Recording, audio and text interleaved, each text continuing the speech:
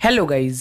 तो आज की वीडियो में हम मेंस फिजिक डिवीजन की प्रेडिक्शन करेंगे। मेंस फिजिक डिवीजन में मेरे विचार में टॉप 10 में कौन से एथलीट रह सकते हैं, इसके ऊपर डिस्कशन करते हैं। अनदर टाइम डिस्क्लेमर, ये सिर्फ मेरी प्रेडिक्शन है, तो ऑफेंड होके कमेंट्स मत करना। आपके विचार में टॉप 10 में कौन कौन रह सकता है, ये जरूर कमेंट करना। नंबर 10, 10वें नंबर पर रह सकते हैं कार्लोस ओलिवेरा। इन्होंने इस साल के मसल कॉन्टेस्ट ब्राजील को जीतकर ओलंपिया को क्वालिफाई किया था। इनको टॉप 10 में जगह देने की वजह है उनकी फिजिक। कार्लोस की इस साल की अगर प्रो शो की फिजिक देखें तो इनके पास साइज अच्छा है, स्ट्रक्चर भी अच्छा है, कंडीशनिंग लाने में भी कोई दिक्कत नहीं होती। एब्स एकदम टाइट और चंकी है, चेस्ट और शोल्डर्स में भी काफी साइज है, बैक में भी काफी मास है। इनकी फिजिक और पोटेंशियल को देखकर लगता है कि वो टॉप 5 तक भी पहुंच सकते हैं, बट मेरी प्रिडिक्शन में मैं उनको 10th प्लेस पर रखूंगा। 9वें नंबर पर रह सकते हैं भुवन चौहान। भुवन लगातार काफी सालों से इम्प्रूवमेंट शो करते आ रहे हैं। अभी वो यंग है, टैलेंटेड है, फिजिक भी कमाल की है। इंडिया के फर्स्ट ओलंपियन भुवन,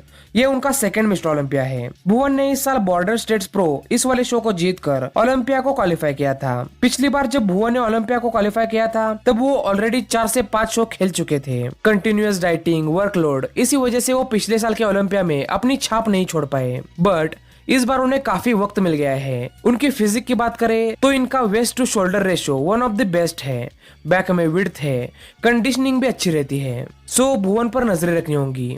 8वें नंबर पर एक सरप्राइज पैकेज के तौर पर उभर कर आए किम मिन सू रह सकते हैं। किम ये एक साउथ कोरियन एथलीट है और उन्होंने मॉन्स्टर जिम प्रो शो को जीतकर ओलंपिया को क्वालिफाई किया था। इस शो में जब सभी ने उन्हें देखा था तभी उनके पोटेंशियल का अंदाजा लग गया था। फिजिक इनकी same to same Raymond Edmond जैसी है, मतलब ये हाइट में काफी बड़े हैं।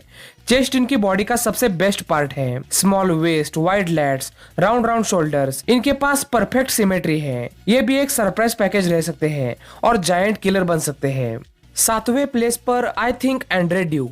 एंड्रे का ये फर्स्ट मिस्टर ओलंपिया है। उन्होंने रोमानिया प्रो शो को जीतकर इस साल के लिए क्वालिफाई किया था। एंड्रे को अंडर एस्टिमेट करना काफी महंगा पड़ सकता है, क्योंकि फिजिक में अगर उनके एब्स छोड़ दे तो उनका कोई वीक पॉइंट नहीं है। आर्म्स लाइनअप में वन ऑफ द बेस्ट है, बैक में डीप कट्स है, बॉडी में हर जगह स्ट्राइएशंस है और ऊपर से हेनी रैम्बोर्ड जैसे अच्छे कोच हैं। तो एंड्रे की प्रेडिक्शन करना काफी टफ हो सकता है। सिर्फ असिमेट्रिक एब्स छोड़ दे तो बाकी बॉडी उन्हें इजीली टॉप 5 तक पहुंचा सकती है।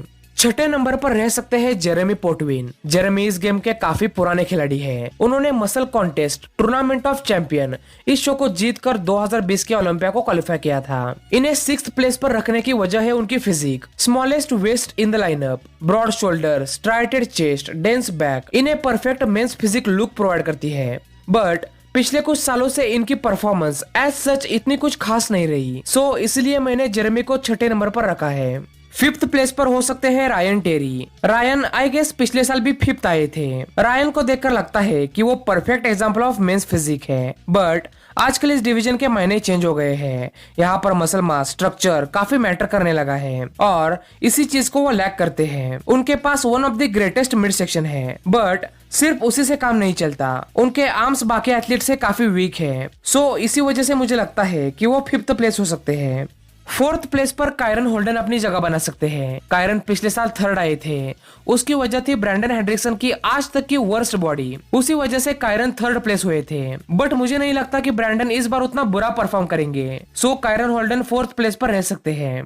3रे नंबर पर रह सकते हैं ब्रैंडन हेंड्रिक्सन। 2018 के चैंपियन ब्रैंडन पिछले साल इतना अच्छा परफॉर्म नहीं कर पाए थे। आर्नोल्ड क्लासिक में भी अपने वर्स्ट पर थे, इसलिए मैं मेरे प्रेडिक्शन में ना चाहते हुए भी ब्रैंडन को 3rd प्लेस पर रखूंगा।